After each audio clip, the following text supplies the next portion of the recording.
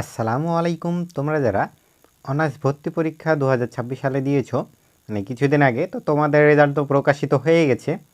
তোমরা প্রথম মেধা তালিকায় যারা চান্স পেয়েছো, তো তোমরা এখন অবশ্যই ভর্তি কার্যক্রমটা শুরু করে দিয়েছো। আর তোমরা যারা চান্স পাওনি, প্রথম মেধা তালিকায় চান্স পাওনি কিন্তু পাশ করেছো, তারা এখন দ্বিতীয় মেধা তালিকার জন্য অপেক্ষা করছো যে দ্বিতীয় মেধা তালিকা কবে দিবে। তো এই বিষয়টাই তোমাদেরকে আজকে ক্লিয়ার করে দিব যে তোমাদের কত তারিখে দিতে পারে।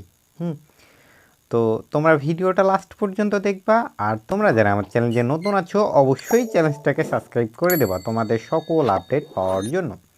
তো এখানে যদি দেখি যে জাতীয় বিশ্ববিদ্যালয়ের 2025-26 শিক্ষাবর্ষে অনার্স প্রথম বর্ষের দ্বিতীয় মেধা তালিকা, সাধারণত প্রথম মেধা তালিকার ভর্তি প্রক্রিয়া এবং বিষয় পরিবর্তনের সময়সীমা শেষ হওয়ার পরে প্রকাশ করা হয়। তো এখন যেহেতু প্রথম মেধা তালিকা চলছে, মানে তোমাদের প্রথম মেধা তালিকা শেষ হওয়ার পরেই দ্বিতীয় মেধা তালিকা রেজাল্টটা প্রকাশ করে দিবে।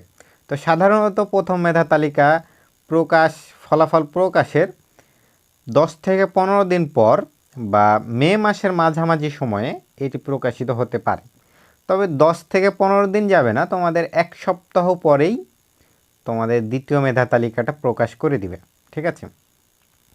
তো গুরুত্বপূর্ণ তথ্য হচ্ছে যে প্রথম মেধা তালিকা 3 তারিখে প্রকাশিত হয়েছে, 3 মে।